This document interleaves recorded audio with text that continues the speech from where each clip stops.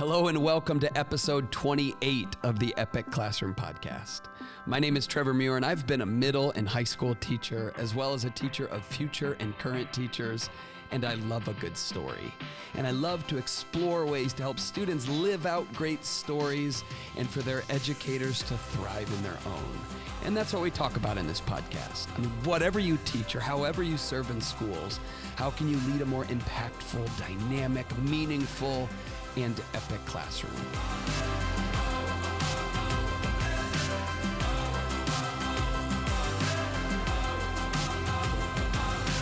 All right, friends. Well, thanks for tuning in to episode 28. I was just thinking about it.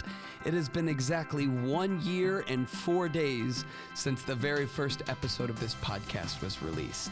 And that, to me, that feels like a big deal. I've done this for a year, and hopefully you've been listening the whole time, or maybe you're listening to it for the very first time, but this is now year 2 of the Epic Classroom Podcast, and it just excites me that I get to do this. Like, what a privilege it is to get to connect with people, and that I get to come down to my local library and share some thoughts and ideas and stories, and that there's actually people out there in the world from all different places listening to it and hopefully engaging with it, and then really, hopefully, I mean, if I'm being honest, I hope that you get to take some of the ideas of what we talk about on here and use them in the work that you do to serve students and serve your school or serve your staff and serve your community and serve your society and serve the globe and the human race. Like, that's the idea, is you make things and you hope that they put some good back into the world. And I don't know the impact of any of the things that I do directly. I don't think we ever know exactly what our impact is, but all we can do is just put it out there and do our very best. And, you know, I considered making a podcast for a long time, literally years, thinking about like, oh, wouldn't it be cool to do a podcast and get to connect with people on there? And I make all these videos, but on the internet, you only have like a minute to catch people's attention before they scroll to the next video. But podcasts, you can talk a little bit longer and get into it and go off script, and it's a little bit more informal. And so I had this dream of doing it, but I just never did it. Like, there was just too many big question marks. Like, will anybody listen to it? Or what if it takes a lot of time to make? By the way, it does take a lot of time to make things. But I had these questions about it. How am I going to record it? What am I going to talk about? What if I run out of things? And these were all the different reasons why I didn't do it for all the years that I had the idea of doing it. And then a year ago, I was like, you know what? I'm just going to do it. And so now I get to make these podcasts each week, and I love it. I love the experience of getting to do this, and it's been a really fun year of adding a new project to my life, something that's different, but then also similar, and it's been fun to hear feedback from people about what you think about it, and I get so moved by seeing people share it, and it's just a fun net positive in my life, and I hope it's a net positive in yours.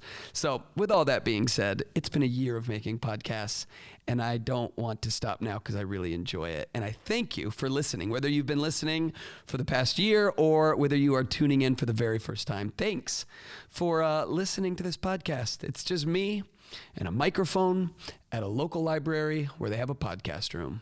And that's all I have to say about that.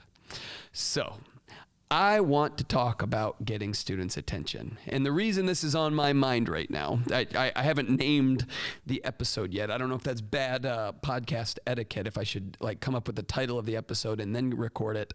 I don't know what I'm going to call it yet, but it has to do with this idea of how do we get students' attention without losing our cool? Or how do we not lose our temper when we're trying to get an entire room full of students' attention at one time?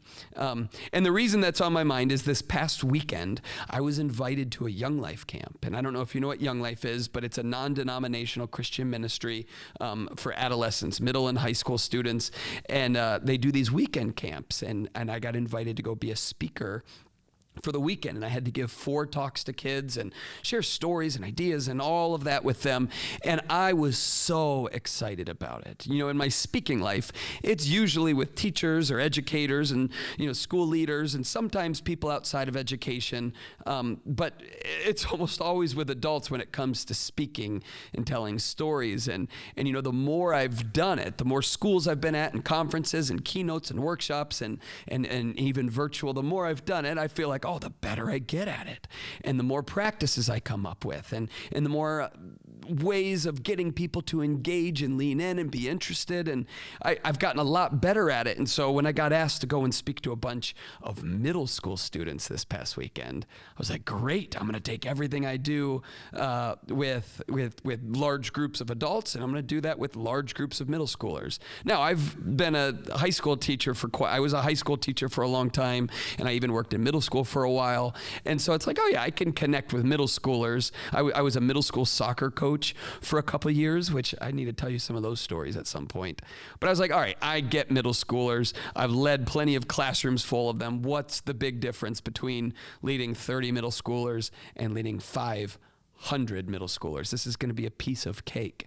And then on Friday night this past week, I'm up on the stage, and I don't know if you've ever been to a Young Life Club before, but it's wild and loud and exciting, and middle schoolers get all of their energy up. And I thought, like, you know what? Usually when I talk to adults, I want to be funny at first. I want to break all the tension, get them laughing and feeling, and then we'll dive into some of the subject matter of what we're talking about. Whatever that is, we're going to start funny and light, and then we'll start zooming into wherever we want to go. And I thought, all right, that's what I'm going to do with these middle schoolers. And so I walked up on this stage, and all the kids, there's 500 of them, and they are there, and they are loud, and they're feeling it. And I thought I'd be able to walk out and be like, all right, everybody, my name is Trevor. I can't wait to spend some time with you this weekend. And so that's what I did. I said that, and they couldn't hear a word I said. I had a microphone on. They had the speaker system all turned up. I'm in this huge, giant auditorium style room, and I'm trying to get everybody's attention, and they just keep talking. And so I'm like, okay. I said, all right, everybody. And I put my hands up high, and I was like, all right, maybe I'll use my body language. Sometimes that works to get people's attention. And so I did that, and they all just kept looking at me and talking and going on. And I was like, oh boy. And so finally I got them to calm down a little bit. And I started out with my talk, and I was like, all right, I'm going to pack in the funny in the beginning and make them like me, so they'll listen about the more important stuff later on. And so I was like, all right, I'm going to make a joke. And so I made a joke, and they loved it, and it took a good 3 minutes to bring them back. And I have never felt so humbled in my life as an educator and somebody who thinks they know something about working with adolescents. I didn't know anything, because I made a joke and it had something to do with alpacas, and I could not get them back. I employed every trick I have. I'm putting my hands out. I'm trying to do all this. I even sat quietly, and I said, I'll wait. And I sat quietly, and I was like, hopefully, maybe if I just give them that old teacher stare, that'll calm them down. And nothing was working, and it was so challenging. And it reminded me of my first year in the classroom, where it was kind of the same story, where I'm trying to get students' attention and nothing seems to be working. And I'm trying the different techniques and different ways of getting kids to pay attention or to bring it in and get them to be quiet, and it wasn't working. And it was like I was brand new all over again. It turns out the thing that I learned with this group this weekend was you know what? I have to they're going to meet my energy. And so if I go in there all hyped up and amped up, they're going to be the exact same way. And they might not have the social maturity to be able to redirect and bring their energy down, right? It's almost like they're like cold-blooded reptiles where they can't really manage their heat. They can't manage their energy. I actually have to do it for them. I don't know if that reference is going to land, but it lands for me. And so the second day, when I had to give my second talk on Saturday morning this past weekend, I walked in and I was much calmer, and I decided I'm not going to start off by being really funny in the beginning, because it's just way too hard to bring them back. And so I learned, and I had some troublemakers in the room that were really challenging, and I learned, I can, pull those kids aside at the end and say, hey, can you help me with this? I'm really trying to get the room quiet, and I feel like you're a leader. A lot of other kids seem to be looking to you. Would you be able to help me out and model what it looks like? And when you get kids one-on-one, it's much easier to have those serious conversations. And so I just learned some lessons, and then the rest of the weekend went great, and there was tons of connection, and I loved it. But man, that first night on Friday this past weekend was really, really challenging. And it makes me think about the classroom and how sometimes the things that we try to get students to be quiet or to pay attention or just bring it in, they don't work, right? Like sometimes raising your voice doesn't work. It's ineffective. I think most teachers have been through this exact scenario. You try to start class with a line like, okay, everyone, we're going to get started. And a couple students might glance at you like indignant that this adult up there is bothering them. And so maybe a little louder you say, all right, everyone, it's time to start class. And this gets the attention of a few more students, but still the majority of kids keep talking to each other, ignoring the fact that their teacher is in the front of the room with a face that's like turning redder and redder. And finally, just tell me if this sounds familiar, you lose your temper, you raise your voice, the room might go quiet, but then you're left feeling a little embarrassed, and maybe even more, you're frustrated that it takes yelling to get your class's attention. That's what I was feeling on Friday. I was starting to get frustrated. I was getting flustered, and it started making me, feel a little less confident about what I do and how I connect, and why aren't these things working? It works with adults. Why isn't it working with 500 kids? That might be how you feel in the classroom sometimes, struggling to start off class or return from a group activity is a challenge every single teacher faces. Some of those, some teachers experience more of that challenge than others, If you were talking middle school teachers, God bless you. You might face that challenge more often than those who teach AP English to seniors in high school, right? Like there's a maturity gap and that can make that struggle more severe or less severe. However, as important as it is to get your students' attention and be as efficient with time as possible, I don't think it actually has to always be difficult. And again, everything I'm going to share a bunch of strategies here in a minute. But I want you to know, especially if you are newer to the profession, if you're still kind of getting your sea legs as an educator, as a teacher, just know that a lot of what we're talking about here does come with wisdom, right? It comes with experience. You can really only gain it by doing it or observing others. But maybe what I'm about to share, I want to share some strategies to get students' attention.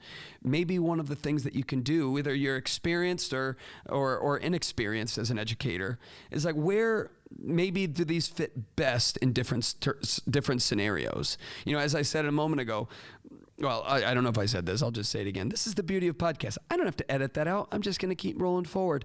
What I learned this past weekend, or the way that I was able to finally start getting 500 kids' attention at one time, was I had to employ a few different strategies. That one-on-one strategy working with students. I also, I tried, I'll share the technique in just a moment, but I did a call and response with students, and that really seemed to pull them in. I had to lower my energy and learn from day one. Those worked for me there, but some of the strategies I'm about to share might not actually apply to that scenario I was in, or maybe they wouldn't apply to a room full of third graders, or maybe they wouldn't apply under different circumstances. And so I'm just going to share a bunch of different strategies that I use myself and that I've learned from other teachers, and then go and use myself, because that's where I've learned everything, by the way, just in case there's ever any confusion. Like, where do you come up with all this stuff you talk about?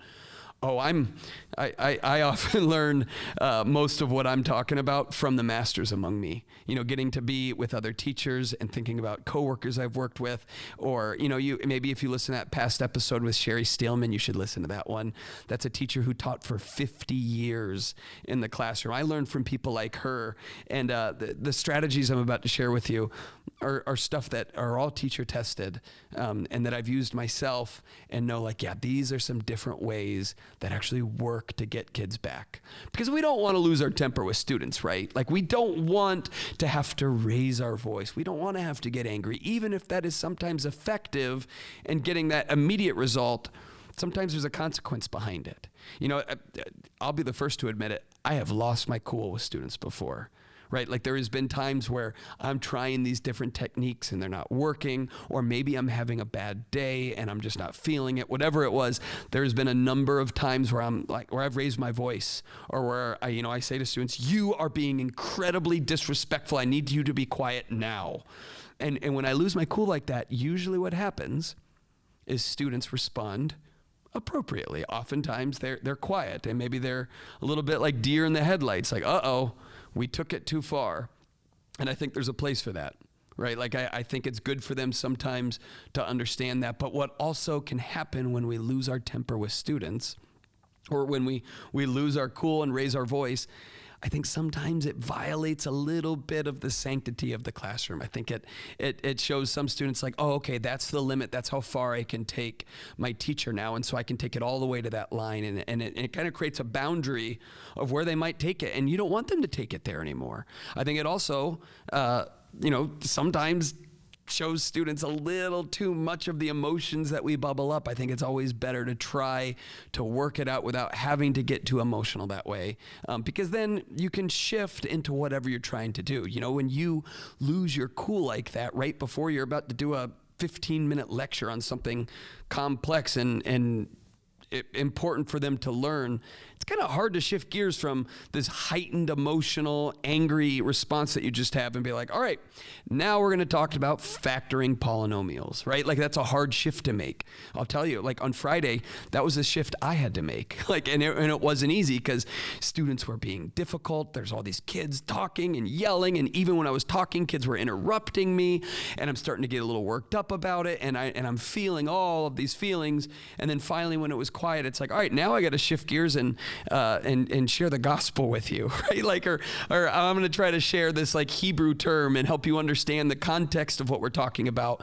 And it was really hard for me to balance both of those. I just had this negative experience here where I kind of lost my cool a little bit. And now I've got to completely shift gears and be somewhere else. It's hard to do that yourself, but then also remember, students often are going to match your energy. And so if we let it get super emotional and we raise our voice and yell or whatever it is, we bring students there, and then it's hard to bring them back to the level that we want them at there. If we want a calm room, it's kind of hard to get there if we're not calm ourselves. So how do we get our students' attention without raising our voices? All right, the first strategy I want to share with you is standing at proximity with your students. And what I mean by that is, when you are standing at the front of the room, you may be close to the students at the front, but you're a whole classroom away from kids at the back. And so, it's a lot easier, and take this from somebody who spent a lot of his school experience sitting in the back of the room. And that wasn't because the back was more comfortable. That was because I could get away with more in the back of the room. It was because I could talk a little bit louder without getting caught. Or if I'm being honest with you, it was easier to cheat if I was in the back of the room, or it was easier to misbehave in the back of the room.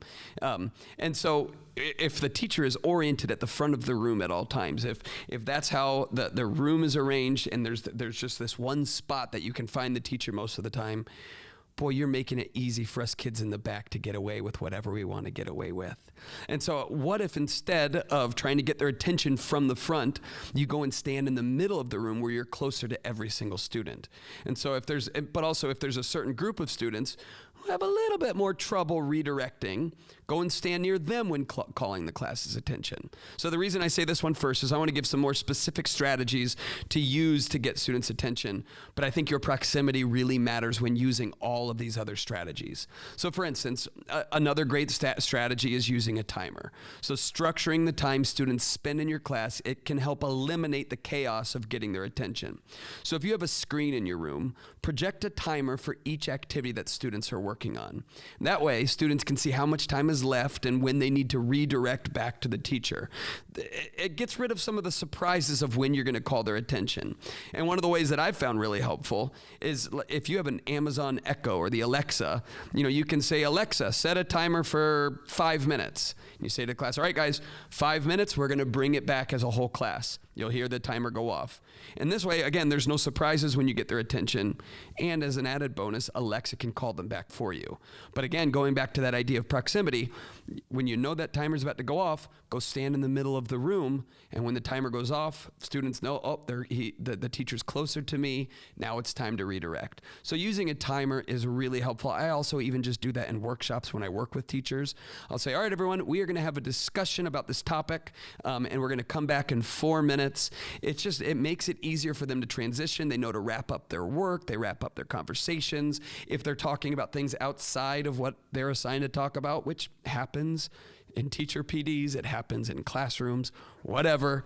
They know like, all right, well, I've got 1 minute left. I've got 30 seconds left. I've got 5 seconds left before it needs to go back. So timer is great. Proximity is great. All right, next strategy, utilize awkward silence. And what I mean by that is don't say anything to bring students back. Just stand there.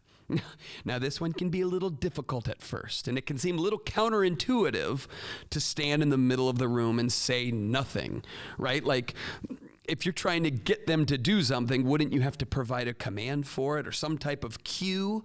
But actually, standing silent is one of the very best cues that you need students' attention. And that's why I think it's one of the best strategies I could possibly share today. So here's how you do it. You say to your class one time, all right, everyone, I need your attention. And then you stand and you wait.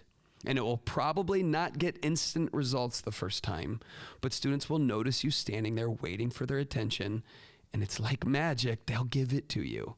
You'll see students turn and quiet each other, and they start shushing, and it starts moving around the room, and it's really like they do all of the work for you.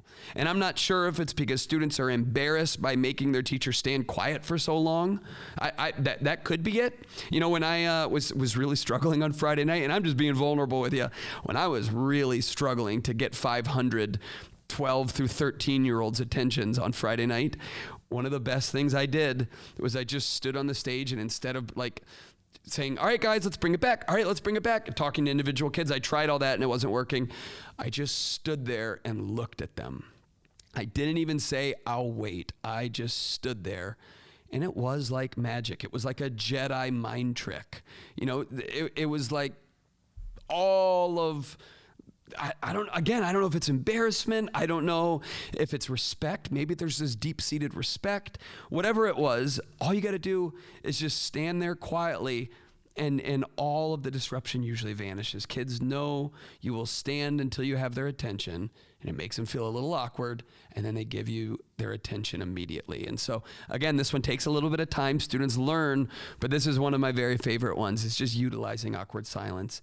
Another great one is using call and response. And these are classics. Again, nothing I'm sharing here is rocket science, but I love this one. It's great culture building that makes getting the class's attention really fun, but then also familiar. So what happens is you, the teacher, has a regular call out to students, and students know how to respond when they hear that call out from you.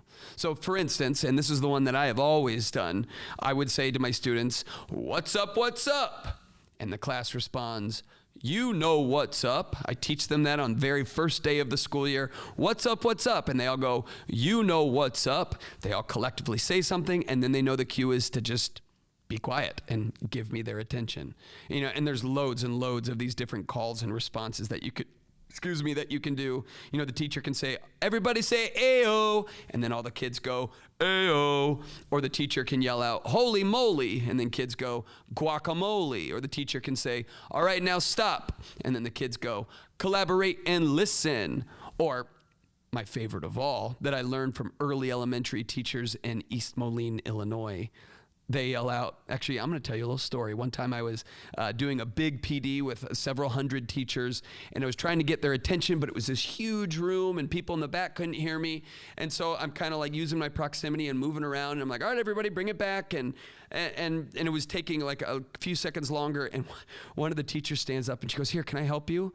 I was like, "Oh, sure, whatever you got. I'm always open to assistance." And so she stands up and she yells so loud, she goes, "Waterfall!" And all of a sudden, all 200 teachers in that room go, "Shh." And they take their spirit fingers and they make it drip down like a waterfall. And they all go, "Shh." And all of a sudden, the whole room, all 200 teachers, it was like they were shushing each other. And then the room was silent, and I had the floor, and I was like, okay, that is sorcery. Like, what is this magic, woman? I couldn't believe how effective it was. And now I use it all the time. I use it with students. I use it with future teachers. I use it with current teachers. I've used it over and over. I used it with middle school kids on a Saturday morning at a Young Life camp this weekend. And it works with everybody. Just yelling out waterfall. Or another great one is flat tire. You yell out flat tire, and everybody goes, shh. So anyway, try the call and response. It's one of my favorites. It's a fun way to grab attention, but also get everyone on the same page. Number 5, are we on 5? Number 5 is utilizing helpful students. I mean, every class has them, those students who help everyone else and make sure everyone is following the rules.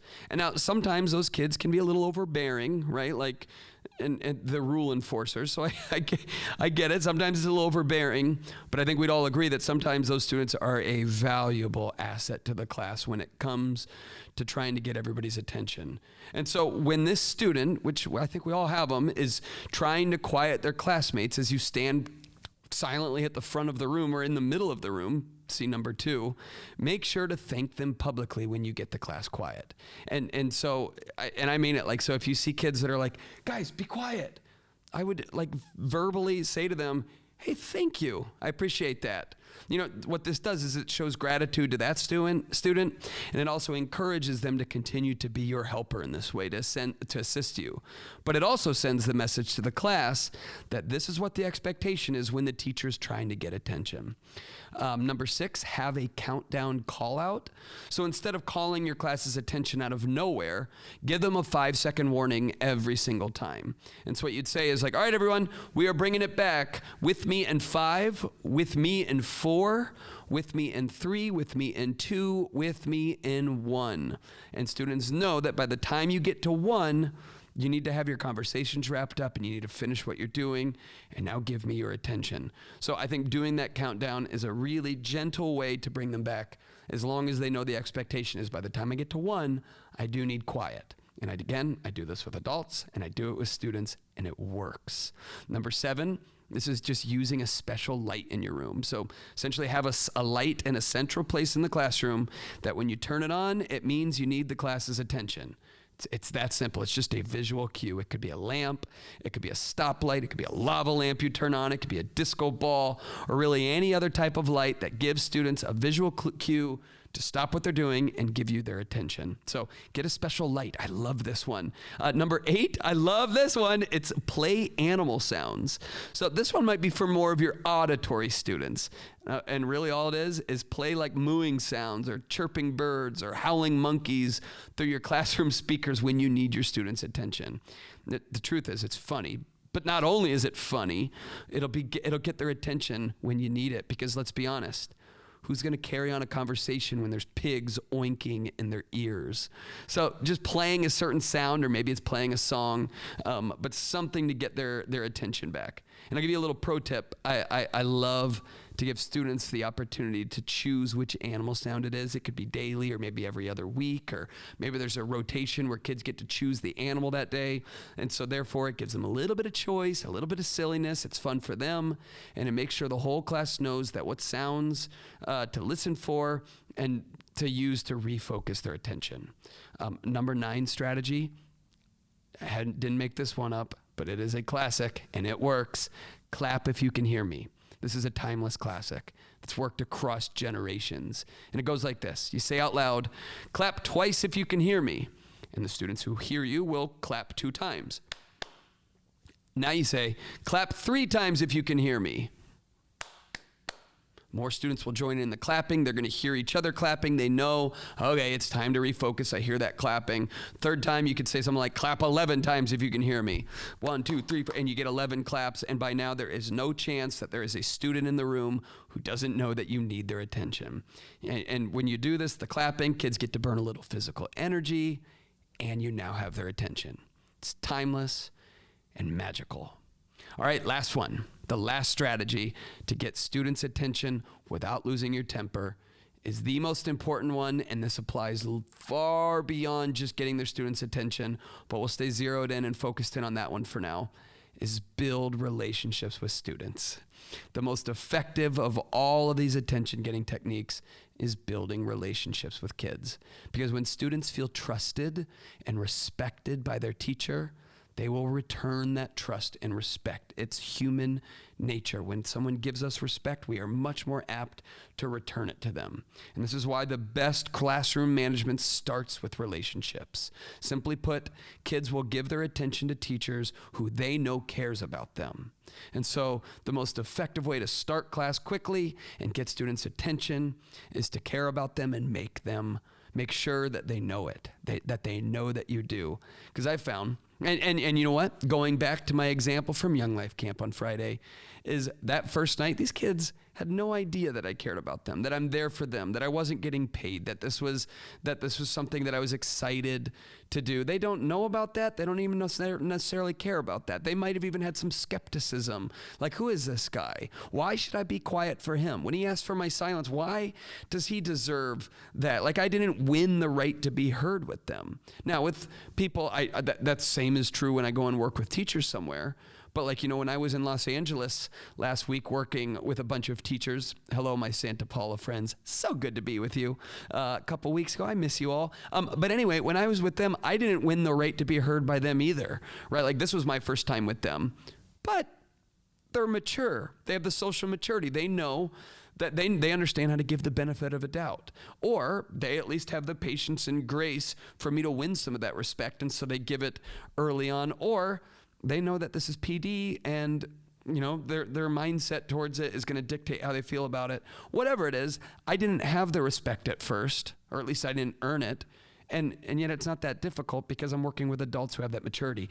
The same cannot always be said for students, whether they are very young or college students. If you don't have the social maturity, sometimes you have to win the right to be heard. With these kids at camp on Friday, I didn't win that right, and so I didn't get it right away. Now, when I gave my very last talk on Sunday before they got to go home, or when they went home, I kind of won it a little bit, right? Like I had interactions with them. I got to build a little bit of relationship, not deep. It was way too fast to do that. But by the end, I'd won some of their trust, and therefore they gave it back to me. They gave me respect. They gave me compliance, and they were much quieter and much easier on Sunday than they were on Friday.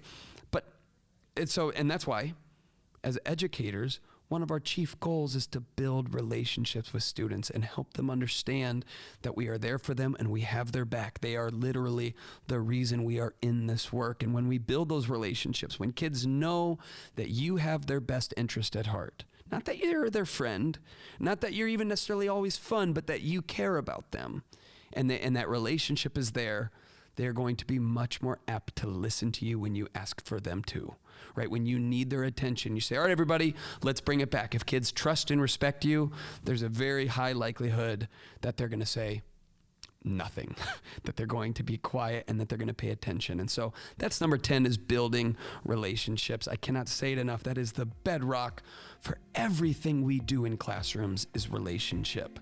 And so let's lean into those more and use these other strategies to get kids' attention without having to lose our tempers. So we are a year into this podcast, and I thank you for listening to this episode. What a joy it is to get to share with educators, whether it's in person or it's videos or it's on this podcast. It is truly an honor to get to be a part of your story and journey in some way, even if it's a small one. So thanks, my friends. My name is Trevor Muir, and this is the Epic Classroom Podcast.